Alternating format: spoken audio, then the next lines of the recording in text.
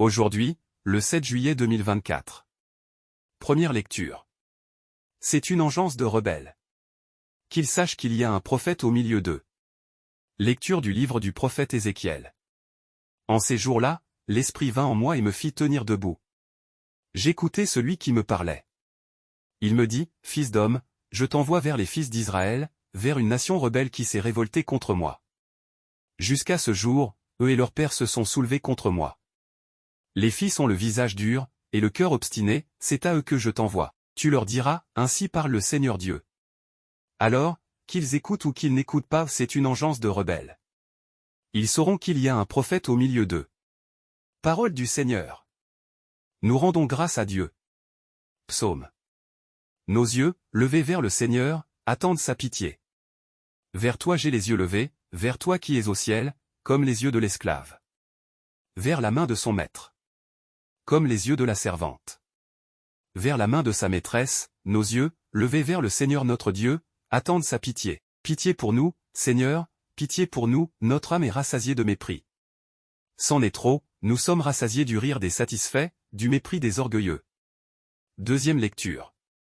Je mettrai ma fierté dans mes faiblesses, afin que la puissance du Christ fasse en moi sa demeure. Lecture de la deuxième lettre de Saint Paul apôtre aux Corinthiens. Frères, les révélations que j'ai reçues sont tellement extraordinaires que, pour m'empêcher de me surestimer, j'ai reçu dans ma chair une écharde, un envoyé de Satan qui est là pour me gifler, pour empêcher que je me surestime. Par 3 fois, j'ai prié le Seigneur de l'écarter de moi. Mais il m'a déclaré, ma grâce te suffit, car ma puissance donne toute sa mesure dans la faiblesse. C'est donc très volontiers que je mettrai plutôt ma fierté dans mes faiblesses, afin que la puissance du Christ fasse en moi sa demeure.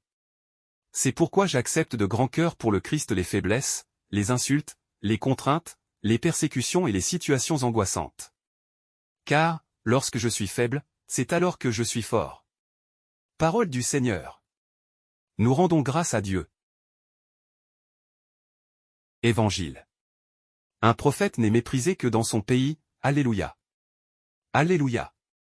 L'Esprit du Seigneur est sur moi, il m'a envoyé porter la bonne nouvelle aux pauvres. Alléluia. Évangile de Jésus-Christ selon saint Marc. En ce temps-là, Jésus se rendit dans son lieu d'origine, et ses disciples le suivirent. Le jour du sabbat, il se mit à enseigner dans la synagogue. De nombreux auditeurs, frappés d'étonnement, disaient, d'où cela lui vient-il? Quelle est cette sagesse qui lui a été donnée, et ces grands miracles qui se réalisent par ses mains? N'est-il pas le charpentier, le fils de Marie, et le frère de Jacques, de José, de Jude et de Simon? Ses sœurs ne sont-elles pas ici chez nous? Et ils étaient profondément choqués à son sujet. Jésus leur disait, un prophète n'est méprisé que dans son pays, sa parenté et sa maison. Et là il ne pouvait accomplir aucun miracle, il guérit seulement quelques malades en leur imposant les mains. Et il s'étonna de leur manque de foi. Alors, Jésus parcourait les villages d'alentour en enseignant. Acclamons la parole de Dieu. Louange à toi Seigneur Jésus.